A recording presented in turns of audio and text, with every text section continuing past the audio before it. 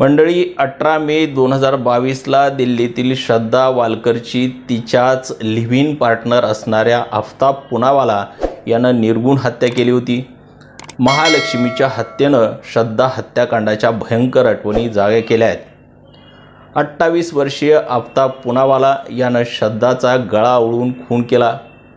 त्यानंतर तिच्या शरीराचे 35 तुकडे केले, जे त्यानं जवळपास 3 आठवडे त्याच्या घरी 300 लिटर फ्रीजमध्ये ठेवले आणि हळूहळू संपूर्ण शहरात ते तुकडे फेकून दिले।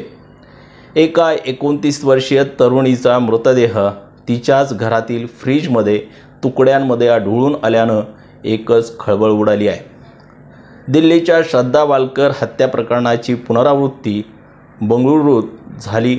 या घटनेनं साऱ्यांना हादरवून सोडलं आहे। या तरुणीची हत्या करून तिच्या मृतदेहाचे 30 तुकडे करण्यात आले। त्यानंतर ते फ्रीजमध्ये ठेवण्यात आले।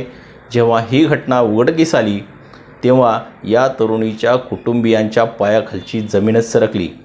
नेमकी घटना काय आहे तेच या व्हिडिओमध्ये पाहू।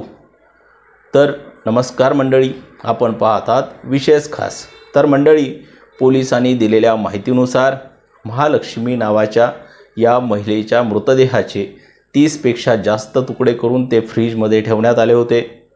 हत्या झालेल्या तरुणीच्या आईने इंडिया टुडेला सांगितलं की त्यांना त्यांच्या मुलीच्या घरमालकानं फोन करून घरातून दुर्गंधी येत असल्याची माहिती दिली। तेव्हा त्यांना या घटनेची माहिती मिळाली।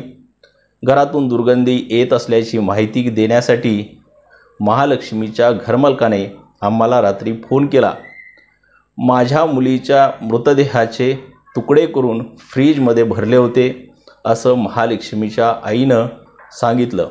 महालक्ष्मी बंगळुरूच्या व्हॅली कवल भागात वन बेडरूमच्या अपार्टमेंटमध्ये राहत होती।